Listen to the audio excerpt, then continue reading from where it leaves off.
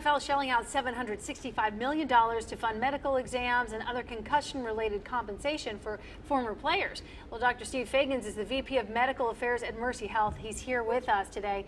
You're also a team physician for high school teams as well. That's right. And so we've been talking, concussions really can be dreadful. I mean, very, very, very detrimental to your health. Right. There's an estimated 4 million concussions a year.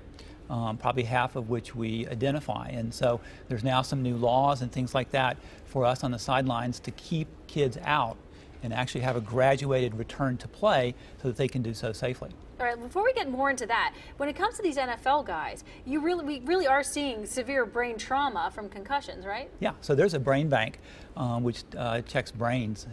13 out of 14 NFL players who've had their brains examined had evidence of chronic traumatic encephalopathy, significant evidence.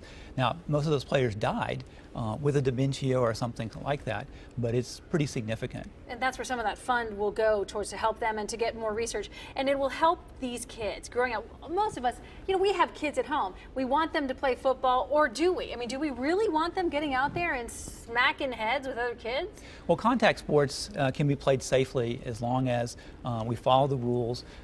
We pull out kids, soccer, lacrosse, hockey, football, when appropriate, and we gradually bring them back to contact. Okay, so you gradually bring them back, but what do we as parents need to know? Let's say our kid is playing football right now, or lacrosse, or something where there is some contact.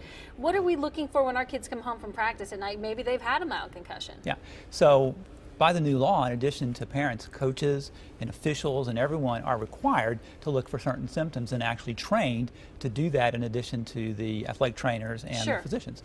And so the most common thing is a headache, which can occur immediately or up to 48 hours later. Okay. Nausea, vomiting, maybe some dizziness, memory issues, sleep issues. We used to tell people to wake up every hour. Don't do that. We actually want you to sleep. Sleep. Get smart.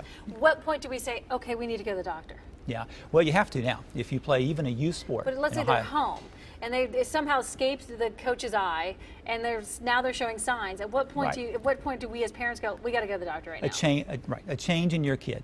A kid that's looking at you funny, acting funny, more emotional, less emotional, sleep changes, or has a headache that just won't go away. All right, doctor, it is a fascinating topic, and I think all of us with these fall sports, we want to know this stuff. Thank you so much for your advice.